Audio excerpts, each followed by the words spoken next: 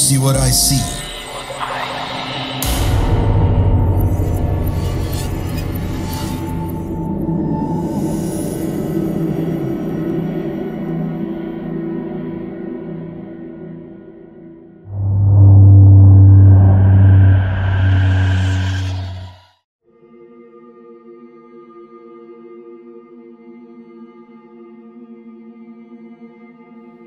Aisyah, seorang siswi kelas 2 SMA, menjalani hari-harinya bersama 8 teman sebayanya.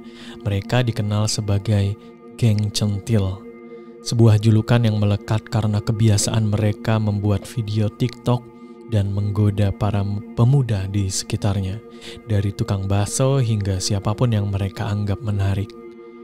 Tingkah mereka kerap mengundang cibiran, terutama daripada ibu-ibu yang merasa terganggu oleh keramaian yang mereka ciptakan. Tapi Aisyah dan teman-temannya tidak pernah ambil pusing. Bagi mereka, kebahagiaan adalah yang utama, dan perasaan orang lain hanyalah angin lalu. Warung Wak Umar yang terletak di tepat samping rumah Aisyah menjadi markas mereka. Di sana mereka menghabiskan waktu untuk mengobrol, membuat video, dan menikmati cemilan.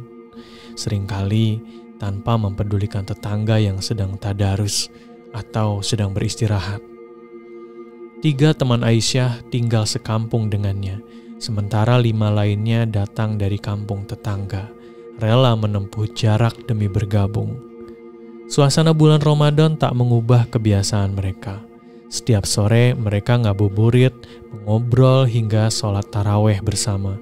Meski kerap diusir oleh ibu-ibu yang kesal dengan kebisingan, bahkan pernah ada ibu-ibu yang menyiram mereka dengan seember air karena menganggap mereka mengganggu tadarusan. Tetapi Aisyah dan teman-temannya hanya membalas dengan cemooh. Suatu malam di minggu kedua Ramadan, Aisyah dan teman-temannya termasuk Sasha dan Laura memilih mengabaikan sholat taraweh. Mukena yang sudah digulung rapi ditinggalkan di samping warung Wak Umar. Mereka asik berjoget untuk video TikTok di tengah jalan, mengabaikan para bapak-bapak yang hendak ke masjid dan memarahi mereka. Dengan enteng, Aisyah menjawab bahwa mereka hanya bersenang-senang, seolah orang dewasa tak pernah mengenal masa muda. Keluhan dari warga akhirnya sampai ke orang tua Aisyah, yang hanya meminta putrinya menghentikan tingkah tersebut tanpa hukuman tegas. Alih-alih jera, larangan itu justru membuat Aisyah dan teman-temannya semakin nekat. Malam minggu, waktu itu suasana kampung terasa lebih sepi dari biasanya. Warung Wak Umar sudah tutup, dan mereka yang tadarus sudah pulang.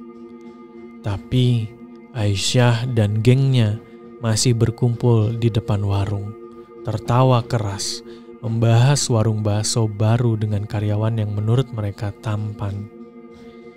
Beberapa ibu tetangga memperingatkan mereka agar pulang karena waktu sudah larut, tetapi peringatan itu diabaikan.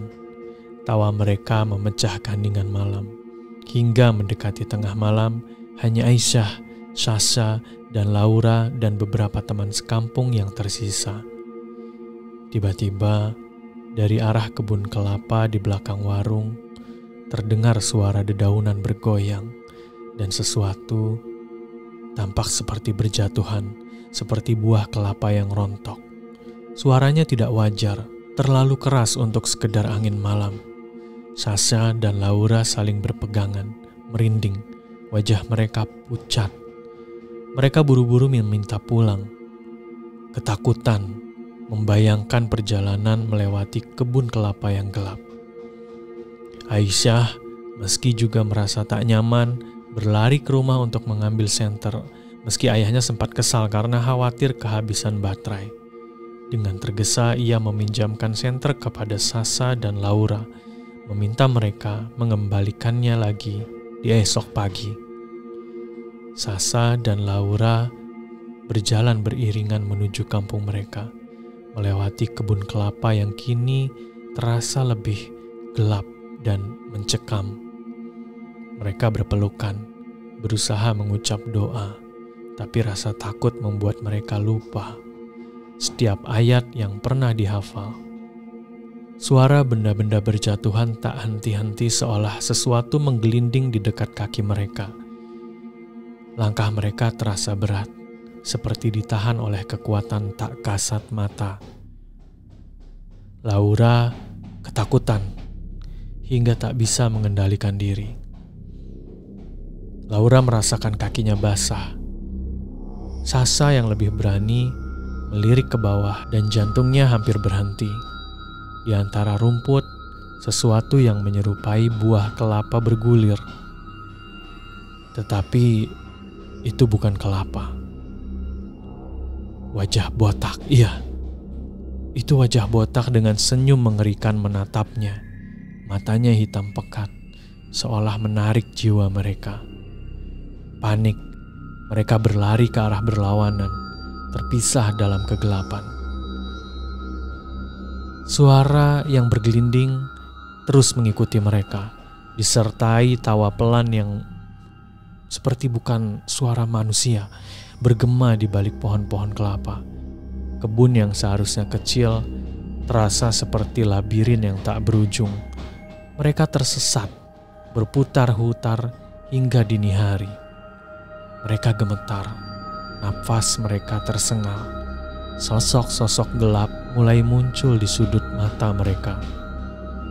Bayangan perempuan dengan potongan rambut panjang menjuntai, merayap di batang kelapa, dan pocong kecil yang melompat-lompat di antara semak, mengeluarkan bau busuk yang menyengat.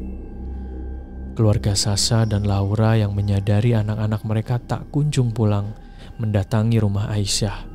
Aisyah menjelaskan bahwa keduanya telah berangkat sejam yang lalu. Tetapi kekhawatiran memuncak ketika orang tua mereka memastikan bahwa Sasa dan Laura belum sampai. Warga kampung bersama kepala desa dan seorang ustadz menyisir kebun kelapa hingga menjelang subuh. Setelah bacaan ayat-ayat suci menggema, Sasa dan Laura ditemukan dalam kondisi yang lemas. Mereka berpelukan di bawah pohon kelapa. Wajah mereka pucat dan matanya terlihat kosong. Mereka tak bisa menjelaskan apa yang terjadi. Hanya berjanji untuk tak lagi berkeliaran malam-malam. Sejak kejadian itu, geng centil jarang berkumpul. Aisyah dan teman-temannya mulai menghormati ketenangan kampung, belajar dari ketakutan yang mereka alami. Tapi di balik perubahan itu, sebuah rahasia kelam terungkap. Sosok mengerikan di kebun kelapa bukanlah hantu biasa. Bertahun-tahun lalu, seorang perempuan muda dari kampung tetangga yang juga dikenal suka membuat keributan, hilang di kebun itu setelah menyinggung seorang ustadz. Konon rohnya dikutuk, terperangkap dalam wujud kelapa yang bergulir, menanti jiwa-jiwa baru untuk menemani kesepiannya.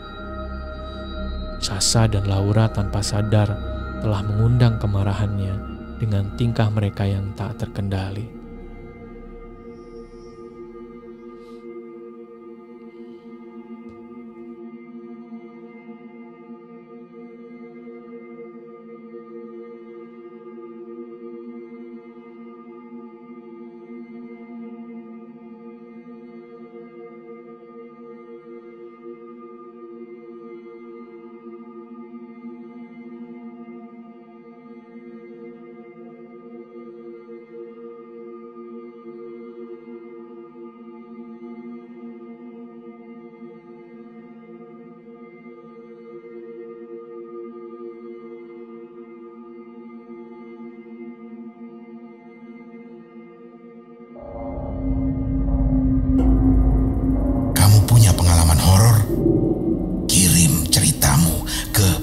podcast.ceritahoror@gmail.com